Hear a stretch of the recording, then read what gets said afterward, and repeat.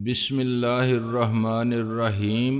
گمنام ہیرو کے معزز ناظرین، السلام علیکم۔ آئیے چلتے ہیں کہانی کی طرف۔ اس نے ٹیکسٹائل ڈیزائننگ میں اور فیشن ڈیزائننگ میں ڈپلومہ لے لیا۔ میں نے اس کی ماں کے پیسے سے ایک عالیشان بوتیک کھول دیا اور ایک بیوٹی پارلر۔ شادی سے وہ صاف انکار کرتی تھی۔ اماں جب تک نہیں آ جاتی ناصر بھائی، اس موضوع پر بات ہی نہیں کرنا چاہتی میں۔ وہ خط ہے نا تیرے پاس، ماں کا اتنا خیال ہے تو دیکھ اس میں کیا لکھا تھا۔ ماں نے تیری مرضی نہیں چلے گی، یہ بلیک میلنگ ہے بھائی۔ وہ لاجواب ہو جاتی۔ اچھا جس سے آپ کہیں گے کر لوں گی، مگر ابھی نہیں۔ پھر کب؟ کیا عمر ہو گئی ہے تیری؟ آپ سے تو کم ہے بھائی، پہلے آپ کی پھر میری۔ یہ ناممکن ہے کہ بہن بیٹھی ہو اور بھائی شادی کر لے۔ مرد ویسے بھی دیر سے شادی کرتے ہیں۔ میں کون سی بوڑھی ہو رہی ہوں؟ وہ زمانہ گزر گیا جب لڑکیوں کی شادیاں بچپن میں کر دی جاتی تھیں۔ اب کیا 55 میں کرے گی؟ بچپن کی بچی۔ اب میرے سامنے وہ خط تھا جس میں قمر النساء کی ماں نے اپنی شادی کی اطلاع دی تھی۔ قمر کے خیال سے میں نے ضبط سے کام لیا، ورنہ میرا دل چاہتا تھا کہ اس عورت کو پھر وہ گالیاں دوں جن کی وہ مستحق تھی، مگر میں اسے دے نہیں سکتا تھا۔ ناصر بھائی، آپ نے اماں کا خط پڑھے بغیر پھاڑ دیا؟ ہاں، میں نے تلخ لہجے میں کہا۔ کیوں بھائی؟ وہ ڈرتے ڈرتے بولی۔ اس لیے کہ نہ میں اس سے بات کرتا تھا اور نہ وہ مجھ سے بات کرتی تھی۔ خط میں اس نے مجھے ہی مخاطب کیا ہوگا نا، مجھے نہیں سننی اس کی کوئی بات۔ اس کا کیا بھروسہ، پہلے بھی سخت غلط حرکت کی تھی اس نے مجھ سے حلف اٹھوا کے اور نوٹوں کی بوری کا قرض چھوڑ کے۔ وہ قرض کب تھا بھائی؟ آپ نے مجھ پر خرچ کر دیا سب۔ یہی تو غلط حرکت تھی اس کی، اس نے مجھے ذلیل کیا تھا۔ ایک بہن بار تھی مجھ پر، وہ آگ لگا دیتی ان نوٹوں کو۔ میں بھڑک اٹھا۔ ناصر بھائی، ہر ماں بیٹی کے لیے کچھ کرنا چاہتی ہے۔ ماں ایسی ہوتی ہے ماں۔ میں نے وہ قمر کے نام لکھا خط اس کے سامنے پٹک دیا۔ کون ہے یہ حاجی پیر محمد؟ تم جانتی ہو اسے؟ قمر النساء نے آنسوؤں میں ڈوبی ہوئی آنکھیں اٹھائیں اور اقرار میں سر ہلایا، لیکن میرے اگلے سوال سے پہلے چند سیکنڈ حیرانی میں گزر گئے اور اس وقفے میں الو کا پٹھا نازل ہو گیا۔ اس نے دروازے میں نمودار ہوتے ہی کہا، تو یہاں بیٹھا ہے سور کے بچے۔ پھر اس نے قمر کو دیکھا۔ او ہو، المیہ سین ہے۔ پورا ایک ہفتہ چیختی چلاتی سرخیوں سے بھرے اخبار ہاتھوں ہاتھ فروخت ہوئے تھے اور نائی کی دکان سے ایوان اقتدار تک ہر جگہ یکساں حیرت اور تجسس، خوف و اضطراب، شکوک اور بے یقینی کے ساتھ پڑے گئے تھے۔ لوگ جہاں بیٹھتے تھے یہ بات نکل آتی تھی، عین تقریب نکاح میں یا قبرستان میں کسی میت کی تدفین کے دوران، دفتروں، عدالتوں، بازاروں اور کھیل کے میدانوں میں، گھروں میں اور ہوٹلوں میں، جہاں بھی لوگ مل بیٹھتے تھے۔ ایک جج کی نگرانی میں کمیشن قائم کیا جائے گا تاکہ عوام کو جھوٹ بولنے والوں کی نیت اور عزائم کا پتہ چل سکے۔ دودھ کا دودھ اور پانی کا پانی ہو جائے۔ اول تو یہ محاورہ سائنسی بنیادوں پر ہی غلط ہے، جیسے خون کا خون اور پانی کا پانی کہنا۔ خون یا دودھ میں شاید 90% سے زیادہ پانی ہی ہوتا ہے۔ شیر بکری کے ایک گھاٹ پانی پینے والا محاورہ یا چراغ تلے اندھیرا جیسی باتیں خارج از نصاب بلکہ ممنوع قرار دی جانی چاہیے۔ کمپیوٹر اور خلائی مواصلات کے ساتھ 21ویں صدی میں داخلے کی بات کرنے والے بچوں کو ایسی باتوں پر ہنسی آتی ہوگی۔ جب مظاہرے ہونے لگے اور میرے حامی اور مخالفین کے درمیان تصادم کی نوبت آ گئی، اکا دکا لوگ مارے جانے لگے۔ حکومت کا لاٹھی چارج اور آنسو گیس کا استعمال، پکڑ دکڑ اور شر پسندوں سے آہنی ہاتھ سے نمٹنے کی دھمکی، اور کسی کو امن و امان اور ملکی سلامتی کو داؤ پر لگانے کی اجازت نہ دینے والی مضحکہ خیز بھی غیر مؤثر ہو گئیں۔ جلسے جلوس بڑھتے گئے، یہاں تک کہ 2 جگہ توڑ پھوڑ کرنے والے ہجوم پر فائرنگ ہوئی تو حکومت عدالتی تحقیقات کے لیے کمیشن کا اعلان کرنے پر مجبور ہو گئی۔ اس میں عدالت عالیہ کا ایک جج نہیں، 3 جج تھے۔ اس تمام ہنگامے نہ صرف تیمور سامنے آیا اور نہ اس کا پتہ کاٹنے والے نظر آئے، پس پردہ وہ سب کچھ کر رہے تھے۔ بوس میں چنگاری پھینکنے والی بی جمالو یعنی مسز شبنم ایسے غائب ہوئی جیسے غالباً ڈارون کے نظریہ ارتقاء کے مطابق گدھے کے سر سے سینگ غائب ہوئے ہوئے ہوں گے۔ اس کا کسی کو سراغ ہی نہیں ملا۔ کسی نے کہا وہ جان کے خوف سے غائب ہو گئی، کسی نے کہا اسے غائب کر دیا گیا، اور کسی نے یہ بھی سمجھ لیا کہ تماشا شروع کر کے مداری کیسے غائب ہو سکتا ہے، یہ بھی اس کا تماشا ہے، اور اچانک وہ ایسے نظر آئے گی جیسے کہیں گئی ہی نہیں تھی، اور وہ سب کے سامنے تھی مگر لوگوں کی نظر اسے نہ دیکھ سکی، تو اس کا کیا قصور؟ کمیشن نے عام خیال کے برعکس گواہوں کے بیانات سے آغاز نہیں کیا۔ عدالت کے حکم سے میری قبر کھود کے لاش کا پوسٹ مارٹم کرنے اور دوبارہ شناخت کے لیے 3 دن بعد کی تاریخ مقرر کی گئی۔ اس کے لیے زیادہ بڑا میڈیکل بورڈ تشکیل دیا گیا، جس میں پولیس، سول سرجن اور سرکاری اسپتال کے MS کے علاوہ 2 میڈیکل کالجوں کے نامزد پروفیسر اور پاکستان میڈیکل ایسوسی ایشن کے 2 نمائندے بھی شریک کیے گئے۔ غیر سرکاری ارکان کی شمولیت کے بعد لوگ مطمئن ہو گئے کہ اب حقیقت سامنے آ جائے گی۔ مقررہ تاریخ پر میرے مزار کے گرد پہرا لگا دیا گیا۔ ادھر عام پبلک کا داخلہ ممنوع ہو گیا۔ میڈیکل بورڈ اور کمیشن کے اراکین کے ساتھ ڈپٹی کمشنر، SDM، سیکرٹری داخلہ اور DIG جیسے لوگ تھے، یا پھر صحافی جو خاص اجازت ناموں کے ساتھ آئے تھے۔ یہ سب بہت سینئر صحافی تھے، ان کے ساتھ زبردست قسم کے کیمروں والے فوٹوگرافرز تھے، اور شبنم تھی خوب انداز رعنائی و دلربائی کے ساتھ اپنے اس ظاہری انداز و تفاخر میں اپنے حسن و شباب کی قوت تسخیر سے پوری طرح آگاہ۔ وہی مردانہ شرٹ، اسی طرح اوپر والے ایک کھلے بٹن کے ساتھ تہہ بند اور شولڈر بیگ، زیر لب مسکراہٹ اور مسلسل چیونگم چباتی ہوئی، یقیناً پہلے جانتی تھی کہ سچ کیا ہے، ورنہ اتنی خاموش، پرسکون اور مطمئن نہیں رہ سکتی تھی۔ سچ اگر سچ ہوتا تو وہ یہاں نظر ہی نہ آتی۔ آخر میں چند گواہ ایک پولیس وین میں لائے گئے، ان کے آگے پیچھے مشین گن والی گاڑیاں تھیں۔ یہ سب میری تدفین کے وقت موجود تھے، چشم دید گواہان۔ ان میں وہ مولوی بھی تھا جس نے میری نماز جنازہ پڑھائی تھی، اور غسال بھی۔ یہ تقریباً 1 درجن لوگ تھے، ان میں تیمور، شمس اور قریشی شامل تھے۔ اس VIP قسم کے اجتماع میں سب سے کم اہم ذات گورکن کی تھی، جو ایک طرف اپنے آلات گورکنی سنبھالے بیٹھا تھا۔ اشارہ ملتے ہی وہ اٹھ کھڑا ہوا۔ اس کے لیے مردے والی قبر کھودنا بھی ایک کام تھا، بالکل اسی طرح جیسے مردے کے لیے قبر کھودنا اسے صرف معاوضے سے غرض تھی۔ 1 گھنٹے مٹی کھودنے کے بعد گورکن تابوت نکالنے میں کامیاب ہو گیا۔ یہ لکڑی کا سیل بند تابوت تھا، جس کا اوپر والا وہ حصہ شیشے کا تھا جس میں سے مردے کی صورت نظر آتی تھی، تقریباً 1.5 فٹ چوڑا اور لمبا۔ قبر سے کچھ فاصلے پر ایک خیمے میں بڑی بڑی ڈگریوں والے، فارن کوالیفائڈ، لمبی چوڑی فیس لینے والے، اپنے اپنے شعبے کے ماہر ترین ڈاکٹر سخت بیزاری کے عالم میں بیٹھے تھے۔ تابوت کے برآمد ہوتے ہی جیسے سب میں بجلی کی رو دوڑ گئی۔ صحافی اور کیمرہ مین ایک ساتھ آگے بڑھے، پولیس والوں نے انہیں روکا۔ پہلے پوسٹ مارٹم ہوگا، ہم تابوت کے اندر بھی ایک تصویر بنائیں گے پہلے۔ شبنم اس وقت بھی اندرونی ہیجان کو دبانے کے لیے چیونگم چبا رہی تھی اور مسکرانے کی فضول سی کوشش میں مصروف تھی۔ فلیش چمکے اور کئی فوٹوگرافرز نے اوپر نیچے ہو کے اور لینز بدل بدل کے تصویریں اتار لیں۔ پھر تیمور آگے بڑھا، اس نے کہا آپ آگے آئے نا مس شبنم، کیا سچ سے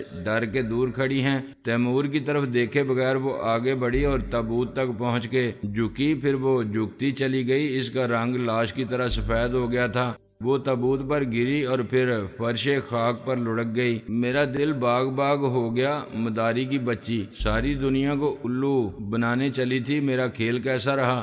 آس پاس کھڑے ہوئے شبنم کے ساتھیوں میں افراتفری پھیل گئی۔ یار اسے کیا ہوا؟ ایک فوٹوگرافر نے فوراً اس کی تصویر اتار لی۔ پھر دوسرے کیوں پیچھے رہتے؟ ان کے ہاتھ بڑی خوبصورت خبر آئی تھی جس کے عنوان کہیں زیادہ خوبصورت زومینی سنسنی خیز ہو سکتے تھے۔ ارے آپا صفیہ، کسی نے گھبرا کے زنانہ امداد طلب کی، اسے سنبھالیں ورنہ یہ تو گئی وہیں۔ کیا دل کا دورہ پڑ گیا؟ کوئی بولا۔ غالباً معاملہ بھی دل دل کا ہی تھا، کسی اور نے جواب دیا۔ ایک لیڈی ڈاکٹر نے جو میڈیکل بورڈ میں آئی تھی آگے آئی اور آپا نے شبنم کو اٹھانے کی کوشش کی۔ پھر ایک ہیرو ٹائپ شخص نے جو خود بھی رپورٹر تھا جھنجھلا کے کہا چلیں ہٹیں آپ لوگ، اور اس نے جھک کے شبنم کو دونوں ہاتھوں میں اٹھا لیا۔ خبردار جو کسی نے تصویر بنائی۔ پوز اچھا تھا، خاصا رومانٹک تھا، مگر اس کی بات مان لی گئی، وہ اس کا ساتھی تھا۔ جوان لڑکی سرے عام بے ہوش ہو جائے تو اسے اٹھانے کے لیے بھی عورت کا جائے واردات پر ہونا لازمی ہے۔ یہ اخلاقی اور شرعی مسئلہ ہے کہ عورت کو گرفتار کرنے کے لیے بھی لیڈی ڈاکٹر نے کہا نو پرابلم، یہ شاک کی کنڈیشن ہے، کمزور لوگوں کو ایسی جگہ سے دور رہنا چاہیے۔ کسی نے پرتمسخر طنز سے کہا کمزور دل شبنم کا، اس بیچاری لیڈی ڈاکٹر کو بتاؤ یار شبنم کے دل کے بارے میں کہ اتنے مضبوط دل والے تو مرد بھی کم ہوتے ہیں۔ دوسرا بولا مجھ سمیت اس نے بڑے بڑے سورماؤں کے پتھر دل پاش کر دیے سوائے شاہ عالم کے۔ اچھا چلیں آپ لوگ باہر جائیں، ادھر بھیڑ مت لگائیں۔ میڈیکل بورڈ کے صدر نے کہا ہمیں اپنا کام کرنے دیں۔ لیڈی ڈاکٹر نے کہا شی از آل رائٹ، میں نے انجیکشن دے دیا ہے، یہ ابھی سوتی رہے گی۔ آپا صفیہ یہاں رک جائیں، ایک رپورٹر نے کہا کوئی ضرورت نہیں۔ شبنم خیمے کے کنارے پر لگے ہوئے صوفے پر آنکھیں بند کیے پڑی تھی، اس کے شانوں تک تراشے ہوئے ریشم جیسے بال پھسل کر نیچے آ رہے تھے اور پیڈسٹل فین کی طوفانی ہوا سے اڑ رہے تھے۔ تابوت اس سے کچھ فاصلے پر رکھا ہوا تھا، مٹی کیچڑ سے خراب ہو جانے والے تابوت میں میری لاش خراب نہیں ہوئی تھی۔ عام حالات میں موت کے فوراً بعد ڈی کمپوزیشن کا عمل شروع ہو جاتا ہے، زندگی کو جاری رکھنے والا عمل رک جاتا ہے تو موت بڑی تیزی سے حملہ آور ہوتی ہے۔ 3 منٹ کے اندر آکسیجن کی فراہمی رک جانے سے دماغ کے خلیے مرنے لگتے ہیں۔ 50 60 یا 100 سال تک روز و شب پورے جسم کی شریانوں میں خون کو پمپ کرنے کے لیے لاکھوں کروڑوں بار دھڑکنے والا دل پھر سٹارٹ نہ ہو تو جسم کے اعضاء باری باری مرنے لگتے ہیں، دماغ، پھر آنکھیں، پھر کان، دیگر حواس خمسہ اعصاب اور سارے جسم کا مشینی نظام ٹوٹ پھوٹ کا شکار ہونے لگتا ہے۔ کلینیکل موت کے بعد جسمانی موت کے ساتھ ہی آدمی سڑنے لگتا ہے، گلنے لگتا ہے۔ میرے ساتھ معاملہ قدرے مختلف تھا، اب تو خیر سائنس اتنی ترقی کر گئی ہے کہ دنیا میں کچھ لوگ برضا و رغبت کیمیائی محلول میں منجمد پڑے ہیں، برسوں سے وہ اپنی اصلی حالت میں نہیں، لاکھوں ڈالر کے خرچ سے ان کے جسم یوں محفوظ کر لیے گئے ہیں کہ 50 سے 100 سال بعد انہیں واپس زندگی کی طرف لوٹایا جا سکے گا۔ حالانکہ ابھی وہ دیکھنے والے کے لیے مردہ ہیں، مگر ڈاکٹروں کے نزدیک ان کے سارے خلیے زندہ ہیں اور ان کی عمر رک گئی ہے یا ان کے لیے وقت رک گیا ہے۔ اگلے 50 یا 100 برس تک انہیں اسی حالت میں رکھنے پر شاید کروڑوں ڈالر خرچ ہوں گے یا اربوں، مگر وہ سب دولت مند لوگ تھے جنہوں نے وصیت کی کہ ہماری دولت ہم پر ایسے ہی خرچ کی جائے۔ کچھ کینسر جیسے موذی مرض میں مر جاتے، انہوں نے میڈیکل سائنس کو ریسرچ کا موقع فراہم کیا اور 100 سال بعد پھر اٹھ کھڑے ہونے کا چانس لیا، اس امید میں کہ تب تک کینسر یا ایڈز جیسے امراض کا علاج یقیناً دریافت ہو جائے گا اور وہ 21ویں صدی میں عمر کا باقی حصہ گزار لیں گے۔ لیکن لاشوں کو ہزاروں سال پہلے مصری بھی محفوظ کرنا جانتے تھے۔ غالباً لینن اور چوئن لائی کی لاشیں شیشے کے تابوتوں میں محفوظ رکھی ہیں، آنے والی نسلیں انہیں اسی حالت میں دیکھتی رہیں گی۔ لینن کے دماغ کو اور فرائیڈ کے دماغ کو ان کی کھوپڑی سے نکال لیا گیا ہے اور نہ جانے کس کس کے دماغ کو روس کے ایک خفیہ مقام پر کسی لیبارٹری میں ریسرچ کے لیے رکھا گیا ہے۔ سائنسدان جاننا چاہتے ہیں کہ آدمی جینیس کیسے ہوتا ہے اور کیا ایک عام دماغ کو کسی جینیس کا دماغ بنایا جا سکتا ہے۔ آج عام آدمی بکرے یا گائے اور مرغی کے گوشت کو ہفتوں یا مہینوں اپنے فریزر میں رکھتا ہے، مگر مر جانے والے آدمی کے لیے حکم ہے کہ اسے جلد از جلد اپنی آخری منزل تک پہنچا دو، ورنہ آدمی کا گوشت بھی گوشت ہے۔ ناگزیر وجوہ کی بنا پر کسی کو مرنے کے بعد کچھ دن دنیا میں میں گزارنے پڑیں تو اس کے لیے مردہ خانوں کے سرد خانے ہیں۔ باہر سے لائی جانے والی لاشوں کو خصوصی کیمیائی عمل سے عارضی طور پر محفوظ کر دیا جاتا ہے۔ ایسا ہی میرے ساتھ بھی ہوا تھا۔ خاص کیمیائی عمل اور انجیکشنوں کے ذریعے میری لاش کو محفوظ کیا گیا تھا اور چند دن ڈیپ فریزر میں بھی رکھا گیا تھا۔ یہی وجہ تھی کہ تابوت کے اندر لاش خراب نہیں ہوئی تھی اور ایسا لگتا تھا کہ میری موت چند گھنٹے قبل ہوئی ہے۔ یہ سب بتانے کا مقصد نہ آپ کی معلومات میں اضافہ ہے اور نہ آپ کو دہشت زدہ کرنا۔ اس دنیا میں بہت کچھ ہو رہا ہے اور بے سبب نہیں ہو رہا۔ کچھ جادو کو برحق تسلیم کرتے ہیں، لیکن بیشتر صورتوں میں یہ مداری کے ہاتھ کی صفائی ہوتی ہے۔ کوئی شبہ ہوتا ہے جو عام آدمی نہیں سمجھ پاتا۔ جن لوگوں نے تابوت میں میری صورت دیکھی تھی اور جن فوٹوگرافر نے میری تصویر تابوت کے اندر اتاری تھی، وہ پیشہ ورانہ تجسس اور احساس ذمہ داری کے باوجود دہشت زدہ ہو کے کلمہ پڑھتے ہوئے پیچھے ہٹ گئے تھے۔ ان سب نے مجھے میری اصل صورت کے ساتھ دیکھ لیا تھا۔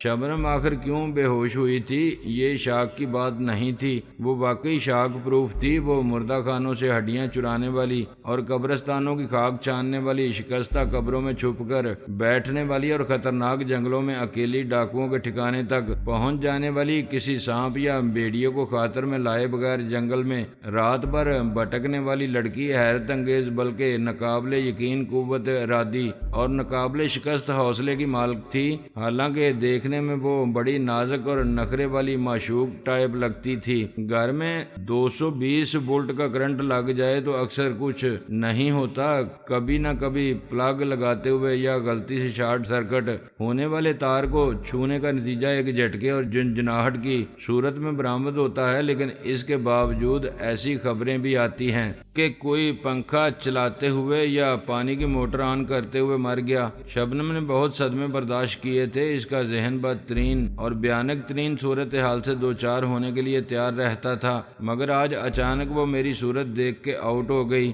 یہ میری موت کے صدمے کا اثر نہیں تھا، یہ اس کے یقین کی موت تھی۔ اچانک اور غیر متوقع، جیسے کوئی 100% یقین کے ساتھ تار کو پکڑ لے کہ اس میں تو کرنٹ ہی نہیں۔ 2 ہفتے سے وہ ثبوت کی تلاش میں تھی۔ اسے یقین تھا اور معلوم تھا کہ میں زندہ ہوں۔ وہ آپا صفیہ سے قبروں کے ایکس رے کے مسئلے پر بات کرتی رہی تھی۔ وہ جاننا چاہتی تھی کہ میں کہاں ہوں۔ اس کے لیے یہ فرض کرنا بھی محال تھا کہ میں قبر کے اندر مردہ پڑا ہوں۔ اسے 1% شک بھی نہیں تھا کہ میں واقعی مار دیا گیا ہوں۔ وہ میری تلاش میں تھی، میرا کھوج لگانے کے لیے دن رات سرگرداں تھی۔ وہ کیوں کر رہی تھی کہ یہ بھی کوئی چکر ہے؟ وہ مجھے مداری کہتی تھی۔ اس کا پکا خیال تھا کہ میں نے بھی مداری کا کھیل دکھایا ہے، دنیا کو یقین دلایا ہے اپنی موت کا، اور خود رپوش ہو گیا ہوں۔ سارے زمانے کو معلوم تھا کہ وہ مجھ سے محبت کرتی ہے، دیوانگی کی حد تک۔ یہ بات میں بھی جانتا تھا اور یہی معلوم تھا کہ اس کی محبت کے اس جذبے کو کیسے ایکسپلوئٹ کیا جا سکتا ہے، اس سے کیا فائدہ اٹھایا جا سکتا ہے، اور کیسے وہ ہمیشہ میرے ہاتھوں احتسال کا شکار ہونے اور غلط استعمال ہونے کے لیے تیار بھی رہتی تھی۔ ایسی پاگل لڑکی کے لیے میری موت کا یقین ناقابل برداشت صدمہ بن گیا تو اس میں تعجب کی کوئی بات نہیں تھی۔ اس کے سارے خواب خوش آئند مفروضات اور احمقانہ خوش فہمیوں کے محل، جن کو ناقابل شکست سمجھتی تھی، اچانک زمین بوس ہو گئے تھے۔ اس پر ہنسنے والے بہت تھے، لوگ اس سے جلتے بھی تھے اور اس پر رشک بھی کرتے تھے، اور اس کے دشمن بھی تھے۔ دوست اور ہمدرد کم تھے جو اس پر ترس کھاتے، اسے سمجھ سکتے، اس سے ہمدردی کا اظہار کرتے۔ ثابت تو ایک نظر میں ہی ہو گیا تھا کہ مرنے والا خود میں تھا۔ اس کے باوجود ڈاکٹروں کے بورڈ نے دوبارہ شناخت کے سارے مراحل اور قانونی تقاضے پورے کیے۔ تیمور شمس اور قریشی کی سٹی گم تھی۔ یہ خبر پھیل چکی تھی اور بہت جلد سب کو معلوم ہونے والی تھی کہ شاہ عالم شہید کی لاش 15 دن بعد کس حالت میں ملی۔ اس کا چہرہ بالکل تر و تازہ تھا، اس پر سکون تھا اور اطمینان تھا، وہ واقعی شہید تھا۔ علامہ گل محمد پشاوری کو قائل کرنے کے لیے یہ دلیل کافی تھی۔ پارٹی کو بڑا مضبوط نعرہ مل گیا تھا، دنیا بھر کے بدخواہ آ کے اپنی آنکھوں سے دیکھ لیں، کیا اتنے دن بعد نکالی جانے والی لاش ایسی ہو سکتی ہے؟ پارٹی کا پروپیگنڈا سیل اس سے پورا فائدہ اٹھائے گا اور تم انہیں مردہ مت سمجھو، بے شک وہ زندہ ہیں۔ یہ ارشاد خداوندی کا جو ثبوت مانگے وہ کافر۔ یہ شاہ عالم شہید کا جسد خاکی تھا، اس کی شہادت پر قدرت کی گواہی تھی۔ اللہ اس قوم کو گمراہ کرنے والوں کو کیسے معاف کرے گا، اور اس قوم کا انجام کیا ہوگا جو اتنی آسانی سے گمراہ ہو جائے۔ پوسٹ مارٹم ختم ہوتے ہی صحافی میڈیکل بورڈ کے ارکان پر ٹوٹ پڑے۔ اب کیا خیال ہے آپ کا؟ ایک رپورٹر نے پوچھا۔ وہی جو پہلے تھا، پولیس سرجن بولا۔ سوال میں نے میڈیکل بورڈ کے چیئرمین سے کیا تھا۔ چیئرمین نے سوچ کے کہا، ابھی سے اپنی رائے دے کر میں مشکل میں نہیں پڑ سکتا۔